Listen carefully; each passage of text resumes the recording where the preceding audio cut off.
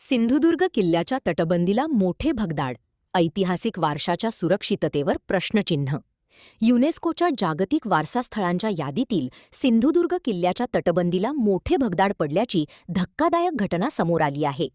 किल्ल्याच्या दुसऱ्या क्रमांकाच्या बुरुजाजवळ सुमारे 3 मीटर रुंदीचे भगदाड पडले असून काही दगड हल्ल्यामुळे ही तटबंदी ढासळल्याची माहिती किल्ल्यावरील रहिवासी मंगेश सावंत यांनी दिली.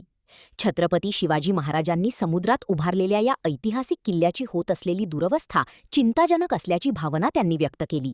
तसेच पुरातत्व विभाग या गंभीर समस्येकडे दुर्लक्ष करत असल्याचा आरोपही त्यांनी केला असून किल्ल्याच्या तातडीने संवर्धन आणि दुरुस्तीची मागणी केली आहे. नमस्कार, मी सिंधुदुर्ग किल्ला रहिवासी मंगेश सावंत.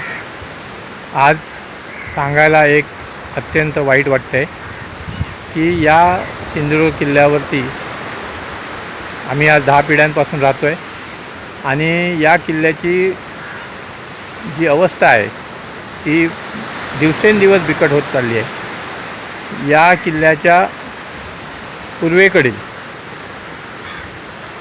उजव्या बाजूच्या 2 नंबरच्या बुरुजाला आज एक जवळजवळ 3 मीटर रुंदीचं असं भगदाड पडलेलं आहे. बरं, हे भगदाड नवीनच आहे. ह्या कालच्या तुफानात त्या अगोदर काही दगड हल्लेले होते असतील, पण आता ते भगदाडाच्या स्वरूपात मोठ्या प्रमाणात झालेलं आहे.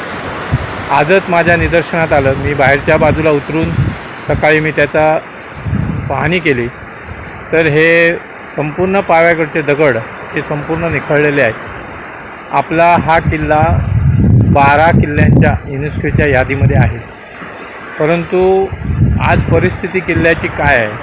पश्चिम दक्षिण या बाजूच्या ज्या भिंती आहेत याला लाटांचा मारा मोठ्या प्रमाणात असतानासुद्धा तिथल्या भिंती पण अशा बऱ्याच ठिकाणी छोट्या मोठ्या भगदाडं पडलेली आहेत. पण आता पूर्वेकडची जर भिंत जिथे लाटांचा मारा नाही अशा ठिकाणी जर भिंत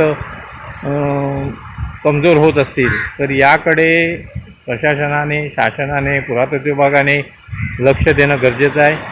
पुरातत्व विभाग संपूर्ण झोपलेला आहे, कसलंही त्यांना पडलेलं नाही आणि यासाठी एक दुःख होतं आहे की आज हा महाराजांचा किल्ला, आज समुद्रात असलेला एकमेव किल्ला आणि या किल्ल्याची अशी अवस्था हे बघून खूप वाईट वाटतं आहे, हताश झाल्यासारखं वाटतं आहे. तरीसुद्धा शासनाला, प्रशासनाला एक कळकळीची विनंती आहे की त्यांनी लवकरात लवकर याकडे लक्ष द्यावं आणि याचं डागडुजीचं काम पूर्णपणे पहिलं हातात घ्यावं.